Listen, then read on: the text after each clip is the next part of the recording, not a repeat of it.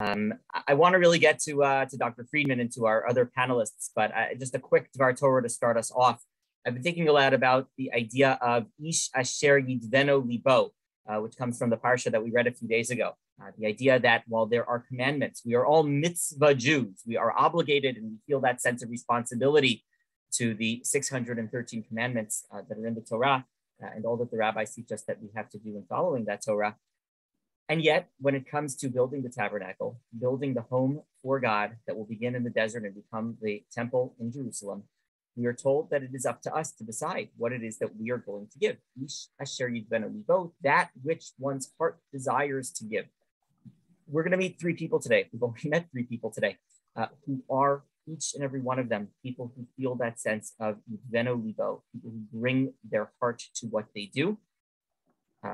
Chaplaincy, mental health care, rabbanut, each of them combining those three in different ways, and each of them choosing and to be united in that pursuit through their affiliation with YCT. Dr. Friedman, who goes back to the early days of YCT, Rabbi Schultz, of course, who came on not that long after that as a student, and more recently, Rabbi Yafit, whom I've had the pleasure to work with on our Rikmat program in Israel. All of them believe deeply in the sanctity of our work, in the beauty of the rabbinate, and the opportunity that we have in this work to bring holiness, to bring compassion, and to bring love to everyone through our Torah. And so it's a pleasure to welcome them and to welcome you to be inspired along with me as I get to be a participant listening today with you, and to invite Dr. Friedman to talk more about what we're going to learn about in the next 40 minutes that we have together. To everyone. Dr. Friedman, thank you for being here. Thank you. And thank you for the opportunity to be on today's panel and really to have been involved with YCT for the last over 20 years now. It has really been such a privilege and a joy. And we're going to do two things today for the people who are live and for people who will be listening afterwards. Here's the agenda. We want to take a deeper look at the role of chaplaincy in rabbinic education, why YCT made this commitment. Rav Yonah just talked about what we decide to give. And one of the things we decided to give very early on at Chovevei was time and attention to the chaplaincy component of rabbinic education. But we're going to take an even deeper dive, we're going to spend more of our time looking at what it means to be a chaplain in Israel, specifically at Rambam Hospital, where there is a many ethnicities, groups going on. So we're going to be talking first. I'm going to invite Rabbi Schultz and Rabbanit Clymer to talk about their journey to chaplaincy. Why chaplaincy? And then that'll be, I think, maybe 10 minutes or so. And then we will take a look at what does it mean? What does it mean for spiritual work? What does it mean for Israel as a state and as a Jewish community to be teaching chaplaincy, to be promoting chaplaincy, to be extending spiritual care to Israeli Jews, Arabs of Christian and Muslim faith, Ethiopians, people from Russian backgrounds, people from other backgrounds. So that'll be our second and longer part. So what I'd like to do is to first invite, and Rabbi Mike, you decide how you and Rabbanit Yafit's conversation will flow, but tell us, how did you get here? How did your calling, your vocation in the rabbinate come to become chaplaincy? All right, well, at the end of the day, the answer is, Dr. Michelle Friedman. But if we want to expand a little bit beyond that, I came to Chovevei at the end of the day because of its pastoral care training program. That was, for me, the most important part of what it is to be a rabbi and why I wanted to be a rabbi. My chaplaincy journey really begins way back in college, freshman year of college, spending overnights at a homeless shelter and just sitting, for hours at a time, getting to know people's stories. And from there through ultimately running that shelter and leading the service learning and social justice programs at a Jewish high school in Philadelphia, to coming to Chovevei to try and see, how to continue that line of making sure that we as an Orthodox community are involved in the larger world. Rav Kook talks about Avat Habriot and Avat Yisrael, right? Avat Yisrael, that's the easier one, right? Love of fellow Jews. And of course, we want to do everything for each other like family. Avat Yisrael is like family. You know, it's helping out on the level of all the financial needs and helping people get married and basically all the things that you would do for your family, we do for our whole larger Jewish family. But Rav Kook says something fascinating. He says that in order to get to the level of Avat Yisrael, you first need to learn Avat Habriot. You need to learn, Avat Habriot is love for all people. And he says you can't get really to the kind of family love of all Jews, if you don't first learn how to love everybody. And kind of the way I understand it is what they're saying is, at the end of the day, love needs to be because Hashem created this person, because they're our fellow human being, not because we get anything out of it. And anything that's family, to some extent, when you're helping your family, you're sort of helping yourself.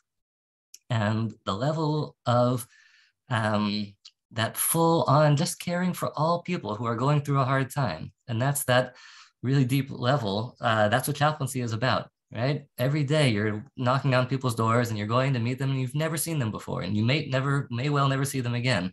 And if you can just make their life a little bit easier right now as they're going through something hard, and that's part of what we're here as people, as Hashem's creations on this world to do. So it's just, I didn't even know about healthcare chaplaincy when I started the rabbinate. I was going in, the pastoral care, yes, but not this. It wasn't something that I was aware of. And I'm so glad that some of the older guys at Chovevei had done it, and Michelle encouraged doing it.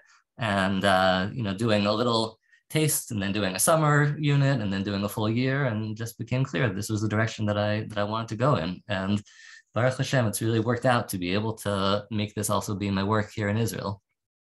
I just want to interject for people who might not know this. In the very beginning, this goes back to like 2000, we had like a 40-hour chaplaincy rotation, which was kind of what was cooking in the hospital system at the time. And then that got phased out because the chaplaincy, the sort of national organization, which has created a 400 hours, that's 10 weeks of 40 hours a week rotation, which was really the only way that you could do chaplaincy. And I just want to point out that chaplaincy is actually the only unit of clergy education in any faith tradition that has any kind of metric, any kind of standardization. So there's nothing else. I mean, Bible or obviously Talmud would only be in a Jewish institution, but nothing else has any kind of standardized metric, like regulated level of cohesion. But chaplaincy does. Anyway, when that happened in the chaplaincy world, I'm so grateful that the Rosh Yeshiva, the president at the time, Rav Weiss, agreed that that would be a mandatory component of every student's education. And not only is it a whole summer, but we funded it. I would say to the board, you funded it, you helped fund it. So thank you, because this is a really big deal. There are very few clergy training institutions that have, certainly very few that have robust pastoral counseling training altogether, but certainly that mandate a whole unit of CPE. And I think that has given the taste of chaplaincy to our students. And we now have over at least a dozen chaplains in the field in all kinds of different institutions, many hospital, some senior facilities. We have had students who've worked in prison and other kinds of institutionalized settings. So I'm really, really proud of that. And Rabbi Mike, you have been a real leader. So maybe you and Rabbi Yafit want to move into, and Rabbi Yafit, if you want to speak a little bit about your own journey in chaplaincy, maybe you could do that first, and then we could lead into what this means in Israel. Okay, I'll be happy to. I guess one of the challenges that we have as living in Israel is meeting different people in different occasions, whether if you go to the army or at the work, But for me, I was born in Yerushalayim, in Jerusalem, and I was part of the Scouts, Israeli Scouts. Now we have religious Israeli Scouts and non-religious Israeli Scouts. But really, I know today that that experience put us, me and my friends, ahead of our friends who grew up in Bnei Akiva, who never met non-religious people in youth in Israel. And it was a great experience to open one's heart and one's eyes and ears to different kind of living and to different ways of being Jewish even, which was a real lesson to me. Also then, you know, when I was 17, I was part of the Scouts delegation to the States. I spent 2 months in Young Judea in Texas.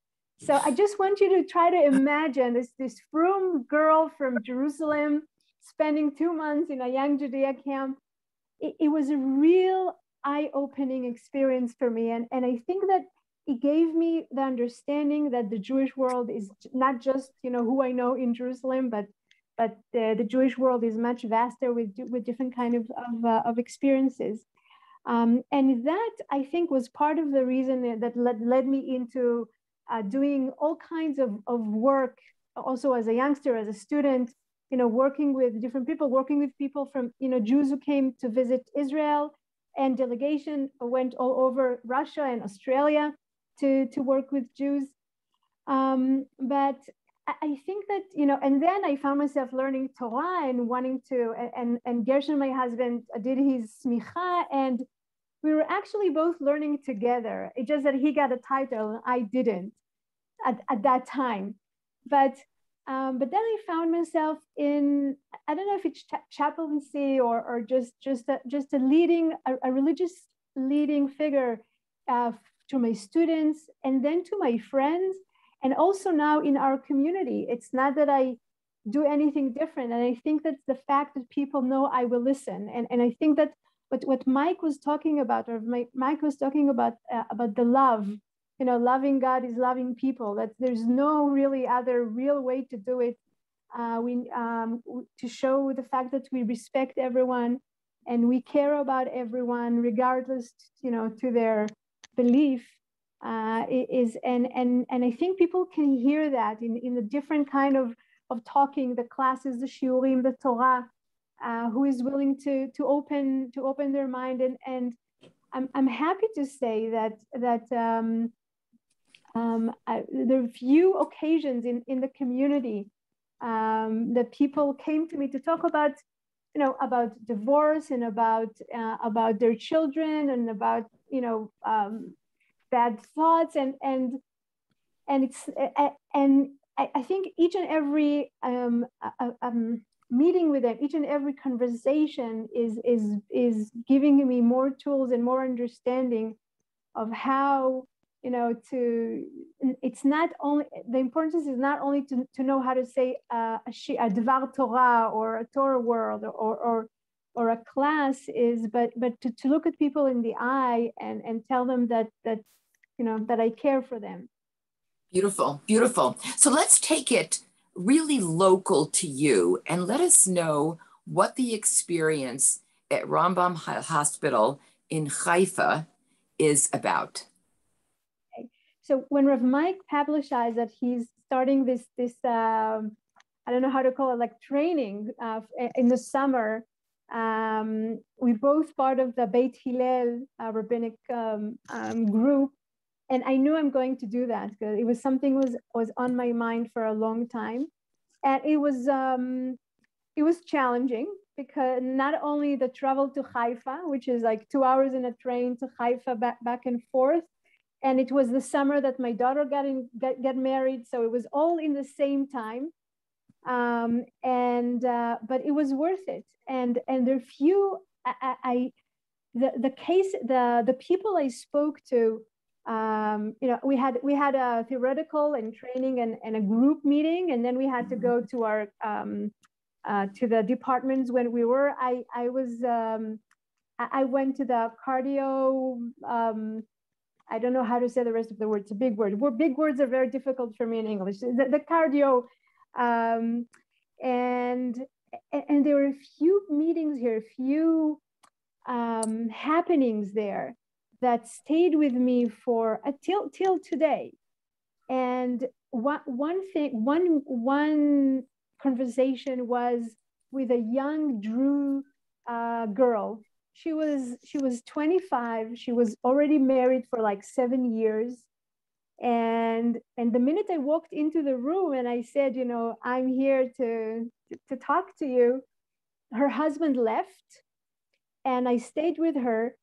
And she looked at me and she asked me if I believe in God.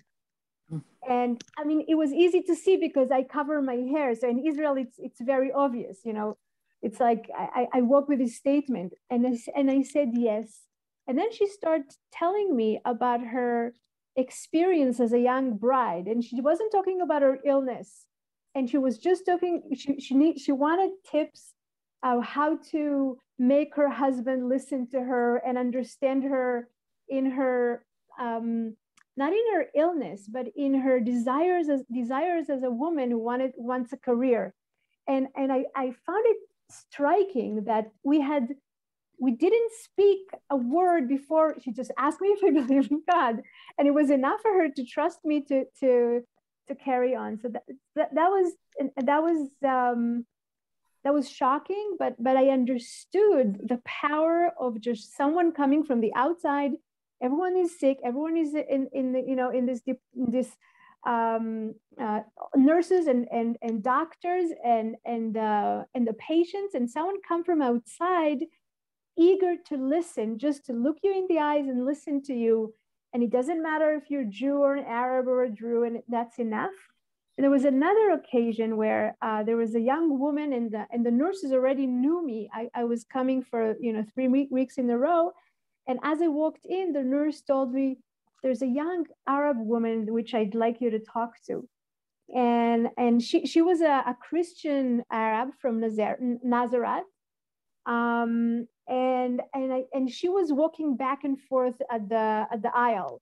You know, she could, and I asked her if I can walk with her, and we start walking. And I asked her what's on her mind, and she said, my birthday is coming, and I don't want my kids to have to spend my birthday here in the hospital. And we started talking, and she kept saying, in my culture.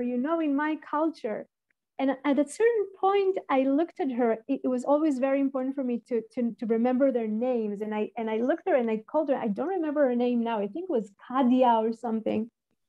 And I said, Kadia, I'm a mother and I'm a woman, and I understand what you're saying. And we can't control everything.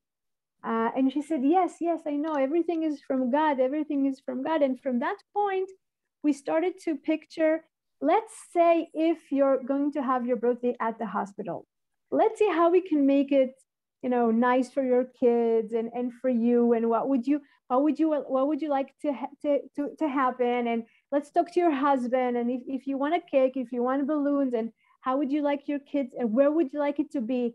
At the room or at the dining room to make it, and at the end again, and they both spoke Hebrew, which is a great advantage. And for my shame, my Arabic, I've learned Arabic in school. I even actually took an ACT in Arabic, but it's been such a long time ago. And I keep telling my kids, you have to learn Arabic. There's no way we live in this country with two big people, and they understand we have to converse in order to have any hope for coexistence. That's a beautiful point. Maybe we could, Rabbi Mike, maybe you could talk a little bit about your experience, especially coming in from the United States and having to do your own cultural adaptation to Israel. So you came in as an outsider, and you've lived in Israel for many years now, but tell us some vignettes from your experiences. Yeah, so I think I'll continue on the question of Jews and Arabs and what happens in spiritual care. So I think to some extent, actually, so coming in as an American, I think has a couple interesting effects on my chaplaincy. One is that I grew up as a minority. And so I think in terms of that sort of, the Jews need to always remember that they were in Mitzrayim. The Jews need to always remember what it's like to be a minority. And in Israel, Jews are actually learning what does it mean to be the majority, which we haven't done in an incredibly long time. And it's a real challenge. And so having that, and to some extent also not having some of the same, personal history of negative interactions from in this way or that way.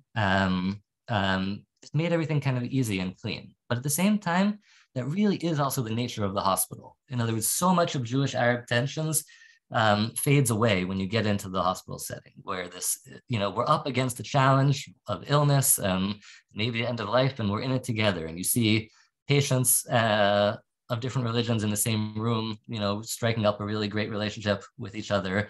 And there's also just this openness that, people can start talking right away. I remember one of the patients that I felt absolutely closest to was a Muslim imam that I met while he was waiting for his radiation therapy. And we quickly, built trust, and he was able to tell me about basically his biggest fear was that he wouldn't be able to continue serving his community. And he didn't even want them to know that he had cancer for fear that, will they stop coming to me with their problems? Will they start, worrying about me and having to sort of, care only about me, and they won't realize that I still want to be there for them. And so that kind of commitment to the people that he serves, so we totally understood each other, and I was so grateful for that kind of encounter. I want to, if we're talking vignettes, I want to share a couple vignettes from my students. So one of the things that we did, we created a chaplaincy training program. Like Rambam is one of 5 sites in Israel that trains chaplains. And so one of the things that was very important to me from the get-go was that basically chaplaincy in Israel started 15 years ago with a lot of support from the UJA Federation of New York. And it really started in the Jewish community. And initially there weren't any Arab chaplains at all. And it just didn't make sense. It just felt like this was, I understand how it happened, but we have to do something about this. And there wasn't enough awareness in the Arab community about the possibility of studying chaplaincy. And there wasn't enough outreach to connect them to the places that would train. So the first step was really doing that outreach, right? Creating the program. This is going to be a training program for Jews and Arabs. So you can't have only Jews creating a program. There's anything that's going to be for Jews and Arabs has to be built and led by Jews and Arabs. And so bringing on board a Druzi sheikh and a Christian doctor and a Muslim palliative care doctor and making sure that this, the team that also ended up being a lot of our lead educational staff was Jews and Arabs together. And so that was sort of the first step. And today, actually, I co-lead the program with a Muslim woman, a social worker and chaplain, and 4 out of our 10 students at the moment are Arab. And it has a really interesting impact. And I think I want to share 2 stories. I want to share 2 stories, if it's okay, about the impact even on the hardest cases. In other words, we have some Jews who say, like, okay, Jews and Arabs are living together. There's benefits to this, and let's build up those benefits. And there are Arabs living in Israel who say, you know what, it's good for me. This is a country of opportunity, of economic well-being. There are Jews and Arabs who are parav about it. Jews who might say, maybe I'd rather there weren't Arabs, but okay, we can get along. Or Arabs who could say, I don't affiliate, I don't sign off on how great the Jewish state is, but I just want life to be quiet and good. But I want to talk about the Jews and Arabs who are anti each other, who are actively uncomfortable and oppositional to each other. So you have those who are actively trying to hurt each other or get rid of each other. But and I want to put in the same group, you have the people who assume that everybody in the other group is out to get them. Jews who assume that Arabs will hurt them if they can, and Arabs who say, any Jew, they're here to, to make my life hard, to perpetuate injustices against the Arab community. I think that spiritual care actually has an interesting impact on those groups. So here's two stories to elucidate where I'm coming from. One of my students, who is a Muslim woman who is actually very deeply religious, but doesn't dress religiously. So she's not visible, and her Hebrew is excellent. She doesn't visibly immediately come across as Muslim. And she was in the heart surgery department last year, and was speaking with one of the patients. They hit it off. They're having a great conversation, talking about all kinds of important things. And then he, as sometimes happens, especially more with students, asks a little bit about her, wants to get to know her as well, and asks, do you have kids? Yes. So where did they serve in the army? Which is a sort of not uncommon question for Jewish Israelis to ask. And she says, they didn't serve in the army, we're Muslim. And as soon as she says those words, he turns his head away and starts staring at the ceiling and pretending like she's not there, and absolutely, on a dime, ignoring her. So give her tons of credit. She didn't either show, hurt or offense, and she didn't stomp out of there. She, with respect and dignity, said something like, it's a shame that, that you're ending the conversation because of that. And she blessed him anyways, with health and gave him a blessing based on what they had been talking about. And she left. 20 minutes later, she was sitting at the nurse's station writing up her visits, and the nurse comes over to her and says, this patient is asking to see you. Oh. He had called her back in, and he asked her if she could please pray for him. And just this, this moment, like he had never probably had such a close, such a caring conversation, opportunity for a caring relationship with a Muslim. He had been very much, obviously, sort of closed off to that possibility. And what a wonderful, turnaround. And so I think that sometimes one conversation can make a big difference in people's outlook. Once you have one person who you saw that the bridge is possible. And for the second story, it's kind of in the opposite direction, but a very interesting situation. This is one of my current students who is Muslim, religious, and coming from a kind of Palestinian activist background. And so really coming from a place of, saying to herself and out loud, the way Jewish Israeli society treats Arab Israelis is unjust, is unfair, is discriminatory, seeing everything through that prism. And coming in feeling like Jewish Israelis who are religious in particular hate her, that all religious Jews hate her. And even kind of interestingly, that Holocaust survivors also in particular would dislike her because they would say, you didn't go through anything hard like we went through. So coming in with that background, and after, a year and a half, the last time I had supervision with her 2 weeks ago, meaning obviously this has come up in other settings, but in other conversations of ours, but 2 weeks ago, she came in feeling kind of really unsettled, really saying, you know what? I keep having these great conversations with religious Jews, and I can see and I find myself loving them and caring for them, and I can see the way they're saying how much they care for me. And she's talking about this Chabadnik who's pouring his heart out to her and saying, even sharing some of his faith issues that he has with her, and she's saying, but now when I'm sitting around with my with my siblings and with my friends, and they're saying how terrible the Jews are, and I find myself saying, but maybe not all of them, some of them might be okay. And this is very unsettling still for her because she's saying, sort of, who am I right now? She's going through a transition in her identity, from the identity of being part of the victim, the society that is being unfairly treated. But then she's like, what, am I going to become like Israeli? Am I going to become Jewish? Like I'm Arab, I'm Muslim, but that's education. Meaning education includes going through stages where something about, your previous self-identity goes, becomes not quite right for you anymore, and you're figuring it out. And she will figure it out, and we'll continue supporting her through it. I'm just thinking, and after this, I want to open it up to the people who are on the call. So think of things that you want to ask our two not guests. I mean, your family, you're not guests. But what about the impact on staff?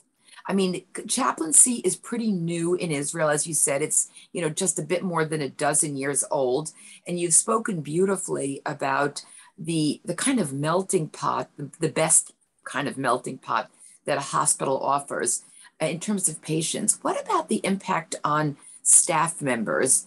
I mean, you mentioned, I think, Yafit, about a nurse directing you to speak to a certain patient. But I wonder about attitudes, of the doctors, the administrators, the nurses, the cleaners, there's a whole world that operates a hospital. So I'm wondering about, you guys are the connectors of all sorts. So can you say anything about staff? So I think that the staff, first of all, part of it has been a process of them just sort of learning what spiritual care can be and understanding the difference. This is really the key piece between religion and spirituality, religiousness and spirituality. That there's a lot of nervousness. Oh no, is this, is the rabbi coming to be a machzir b'tshuva, to try and make people religious, or get them to put on tefillin or say the prayers and things like that.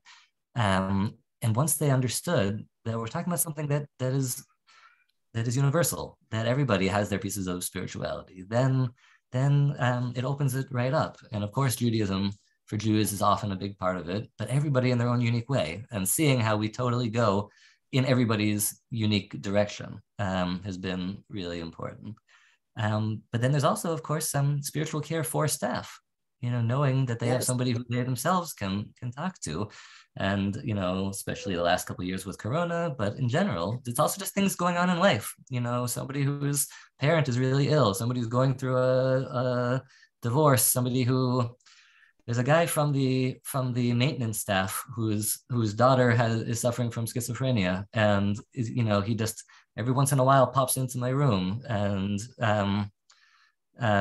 he also wants me to give her a blessing that will cure her, which unfortunately I am not able to provide, but we also can talk, and I'm really glad that opportunity is there. I think a lot of it actually is opening up spaces to talk about death and dying. I think really the hardest thing, and we need it. We need those opportunities, and again, it's staff talking about their patients who have passed on, and it also raises up memories of losses from their family. Sure. But I think that is really a piece that we can try and offer, that we do try and offer. Rabbi Yafit, would you like to say anything about thoughts about staff and what you provide in terms of a conduit? Yes. First, I wanna say, I mean, I know it's maybe Rav Mike will blush, but just understanding what a wonderful and thorough job he's doing in Rambam, because everywhere we got to, the nurses, the doctors, the maintenance people, they called us, oh, you're from Mike. Oh, Mike sent her. So that was clear. Everyone understood who I am, what I'm doing here. And it was really a pleasure to see how one person with a great personality and love to people did in Rambam.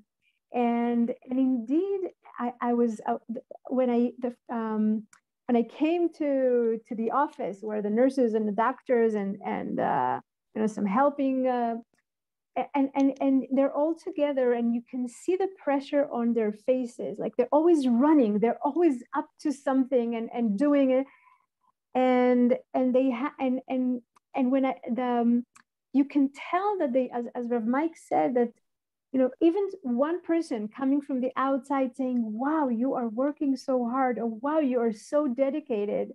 Someone who's just reflecting them, is giving them, I felt sometimes that it gave them strength to continue, because it is such a hard work in a very occupied place, and very, very hectic, everything that's happening there. But they already knew, and I'm sure it's thanks to Mike, they already knew what it is. And sometimes they would even, I would come in the morning, and the main nurse would take out the list of patients of today, and she told me, okay, she needs to talk. I waited for you to come, go see them. And I was impressed, because it meant that they felt and they knew that there's something they can't do because they have to put their mind in a different topic. Right. And one little thing of what Rav Mike was saying, that we since everyone can see that we're religious, and the fear that, oh, are you here to give me candles for Shabbos? No, I'm just here to ask, how are you doing? And that's wonderful. I want to invite people who are on the call to ask either Rabbi Mike or Rabbi Yafit any question. Yeah, Avi, great. Avi from Seattle, yay. Hi, this is so wonderful. Thank you all. I'm curious to know what the state of palliative medicine and hospice care is. Mike brought up end of life, and that's something that I'm involved with here in Seattle. And I'm always just been really curious how that it works in Israel. Terrific, thank you. So we have,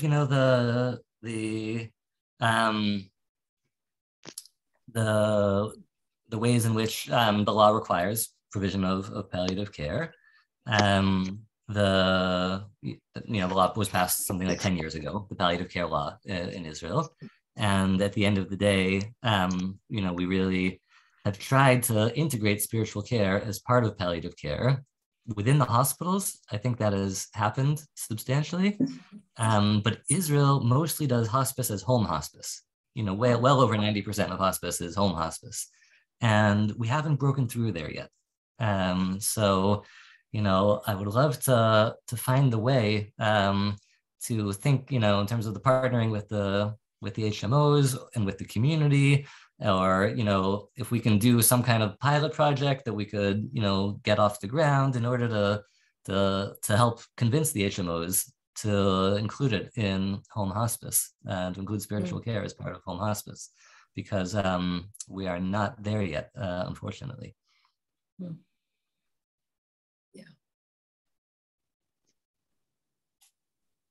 Somebody else have a comment or a question that they would like to ask?